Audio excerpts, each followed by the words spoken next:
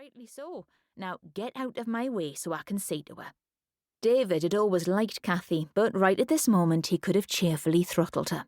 Rose was clutching his hand and trying to stifle another moan, and as he stroked the damp tendrils of hair from her brow, he murmured, "You're doing fine, lass, just fine. I love you so much." Cathy shifted her feet behind him, clearly uncomfortable at the show of affection, and her voice reflected this when she said, "All right, she knows you're home now. Go and put that water on and make yourself useful. This is no place for a man. And don't forget the tea." He didn't answer the midwife directly, but as he stood he said to Rose, "I'll bring the water up shortly, and then I'm staying with you till it's born." "You are not."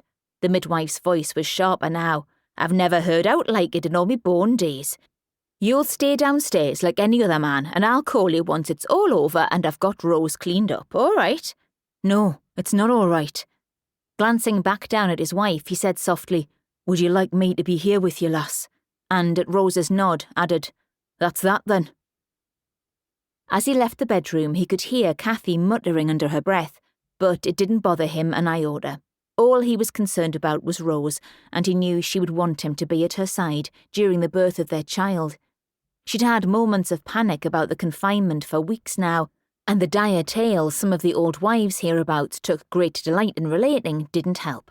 They never mentioned births that went as smoothly as clockwork, but let them cotton on to a horror story and they couldn't get enough of passing it on.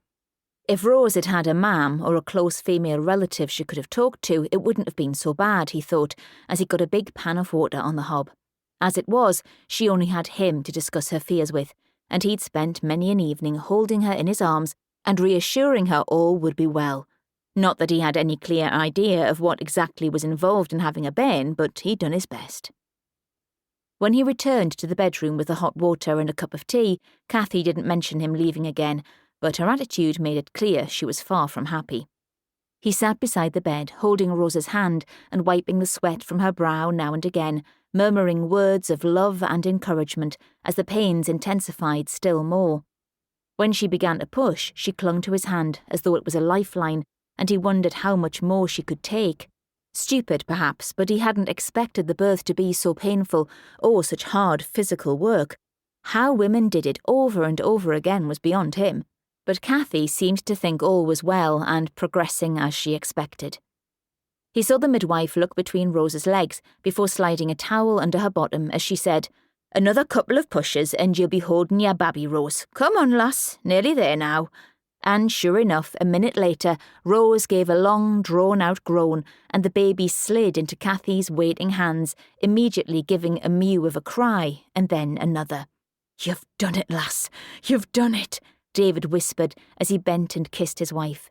Cathy deftly cut the umbilical cord and put a clothes peg on it before giving the baby a quick wash, which made it squawk and cry in earnest. Wrapping it in a clean towel, Cathy handed the child to Rose, whose tired face was alight with happiness. "It's a little lassie, and right bonny and all." Cathy glanced at David as she added, almost apologetically, "I dare say it might be a lad next time." He hadn't wanted a boy.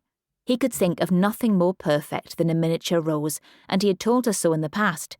Knowing Cathy wouldn't understand, he just smiled and thanked the midwife for all she'd done before leaning down and kissing Rose again. "Our bairn, lass. She's here at last and she's beautiful. Like her mam." "She's so perfect, Davy." Rose was cradling the baby close, staring into the tiny face with an expression of wonder. The baby had quietened immediately she'd been placed in her mother's arms, as though she was exactly where she wanted to be. "Aye, she is." David found he was fighting back the tears, emotion overwhelming him at the look on Rose's face. Only the presence of Cathy stopped him breaking down.